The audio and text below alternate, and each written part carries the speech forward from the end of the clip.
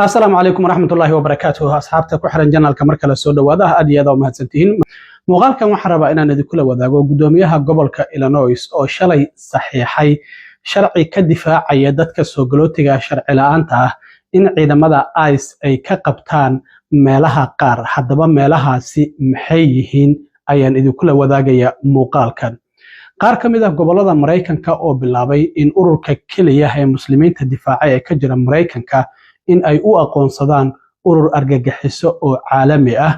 Minnesota ururkaasi nin Soomaaliya ayaa waliba madax ka ah maxay yihiin gobolada ilaa iyo hadda ururkaasi u aqoonsaday keer la yiraahdo urur argagixiso oo ajnabi ah inuu yahay iyo gobolkan Indiana oo ku noolahay shalay 100 qof oo ku guuleystay imtixaankii qaadashada dhalashada Mareykanka oo la doonayay in la daariyo oo 3 meelood meel kamid ah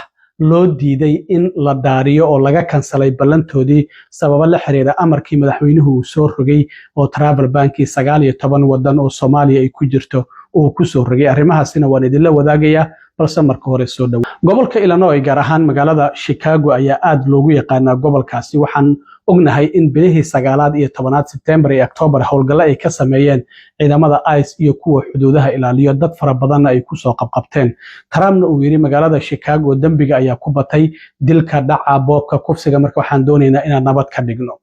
gudoomiyaha gobolkaasi JB Pritzker oo Trump ay si aad ah isku cambaarayaan Trump xitaa uu yiri maadaama ninkaasi uu buuran yahay waa nin iska cayilaa doqonaha waxba aan ogeyn shalay sharci ayuu saxiixay sharcigaas waxa la yiraahdaa House Bill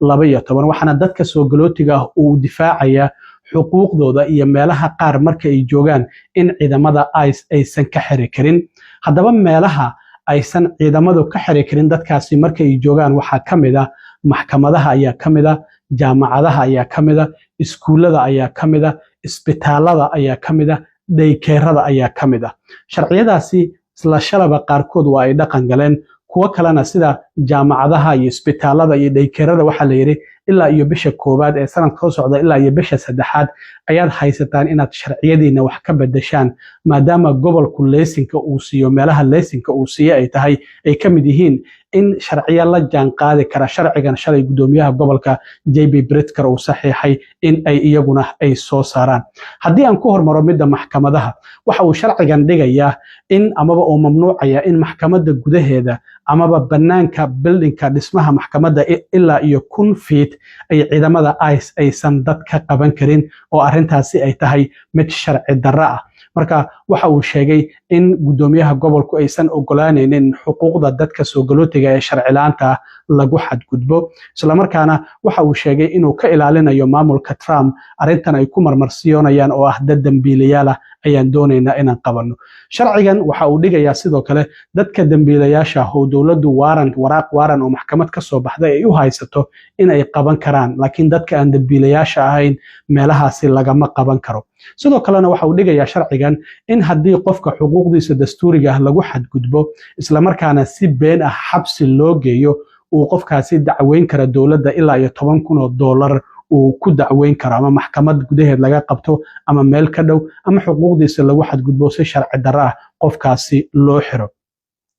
waxa sidoo kale jirta isbitaalada in iyagana la yiri xogta dadka soo galootiga sharci la'aanta haddii bukaan uu idin yimaado lama wadaagi kartaan dawladda waxa sidoo kale lagu amray iyaguna inay meel mariyaan sharciyo shaqaalahooda haddii ciidamada ICE ay isbitaalka yimaadaan sidii ay ula macaamili lahaayeen ah in iyaguna ay meel mariyaan dhinaca daykeerka sidoo kale waxa dhacday in xilligii howlgalkaas socday bilihii September ilaa October ay jirtay haweeney daykeer laga soo qabtay sidaas darteed iyagana daykeerada waxa la yiri waa inaad meel marisaan sidoo kale sharciyo noocaasi la mid ah kuwaasi oo la jaan qaadi kara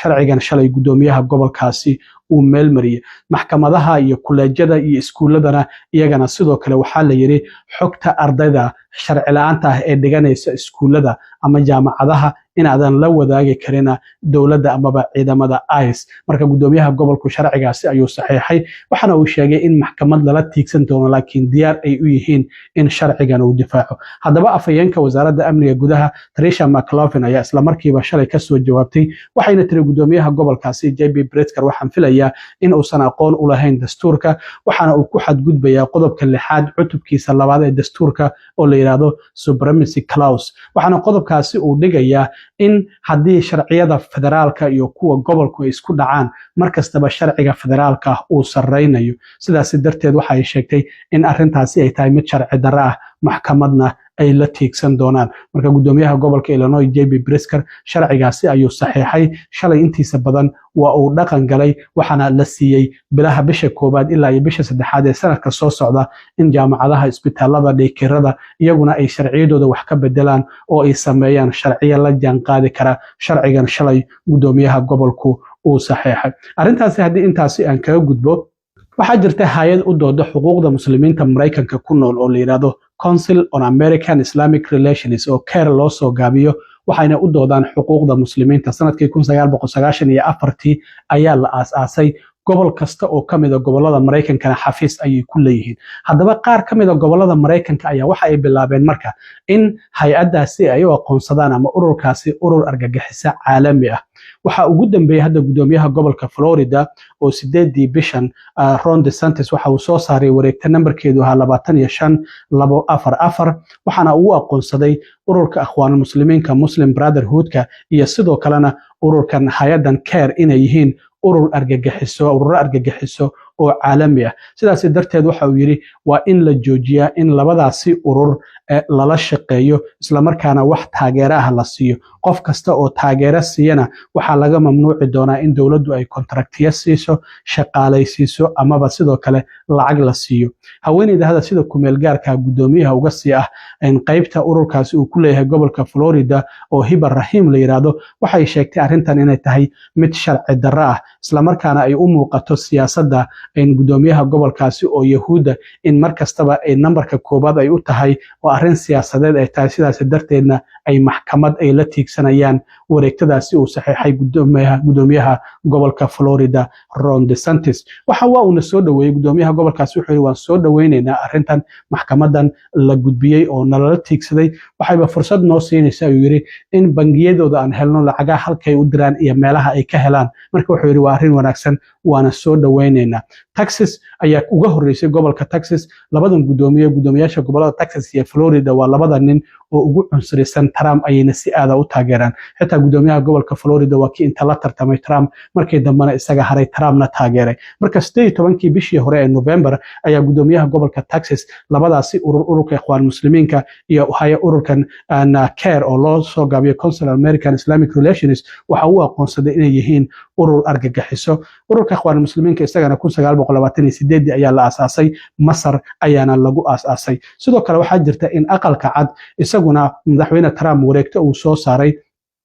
24 bishii November ee dhamaatay, waxaana uu leeyahay qaybo kamid ah ururka ikhwaan muslimiinka ayaan u aqoonsanaynaa urur argagixiso. waxaana lagu amray wasaaradaha cadaaladda iyo arrimaha dibadda in ay talooyin soo gudbiyaan, isla markaana 30 ilaa 45 maalmood gudahood kadib madaxweynaha talooyin ay soo siiyaan qaybaha loo aqoonsanayo oo ka tirsan ururka ikhwaan muslimiinka inay yihiin urur argagixiso oo caalami ah, isla markaana sidoo kalena inuu yahay urur argagixiso ajnabi ah oo caalami ah. marka hay'adda kaliya xuquuqda muslimiinta u doodaysa ee CAIR ayaa hadda goboladii Mareykanka waxay u leeyihiin waa urur argagixiso ayaan u aqoonsanaynaa. dhinaca Minnesota waxaa gudoomiye ka ah Jaylani Hussein, ninkan aad aragtaan oo hadda howlgalada ka socda Minneapolis iyo St. Paul oo ciidamada ICE ay wadaan, dadka aadka uga hadlaya kamid ah oo Soomaalida difaacayay. shalay waxaan arkayay Cedar Riverside inay galeen oo xitaa dhalinyaro Soomaaliya isku dhaceen maqaaxiye inay galayeen. Trumpna xalay mar kale isagoo Pennsylvania ka hadlayay Soomaaliya iyo waliba Soomaalida iyo Ilhaan Cumarna mar kale waa uu caayo, waxa uu yiri dad xun ayay noo soo diraan wadamadan kale Norway, Sweden iyo Denmark, dadkooda fiican noo soo dira, dadka xun ayaana dhibay oo dhinaca wadamadan Afrikaanka oo Soomaaliya ku jirta nooga imaanayo. Ilhaan xitaa qamaarkeeda ayuu caayay, iyadana hadalla aflagaada ayuu mar kale ku tuuray. marka ninkii Trump ahaa markasta uu hadlayaba Soomaalida iyo waliba dalkeeni Soomaaliya iyo dadka Soomaalida iyo Ilhaanba oo Mareykanka ku nool markastaba aflagaadadii waa u diyaar. marka sida muuqata hadda ururka keliya oo xuquuqda muslimiinta Mareykanka u doodayay oo la yiraahdo Council on American Islamic Relations ayaa hadda goboladii Mareykanka waxay bilaabayaan in ay aqoonsadaan urur argagixiso oo caalami ah. Ugu dambeyntii waxaan ognahay labadii bishan in immigrationka ama madaxweyne Trump uu soo saaray 19 wadan oo leeyahay wadamada aan dadka American dadka Mareykanka qatar u keeni kara ayaa ay kamid yihiin, sidaas darteed travel ban ayuu ku soo rogo Mareykanka uu ka mamnuucay. Marka waxaa dhacday in dad fara badan oo interviewgii ama wareysigii lagu qaadanay dhalashada Mareykanka ku baasay in ballamahoodii la kansalay lagu dhaarin lahaa.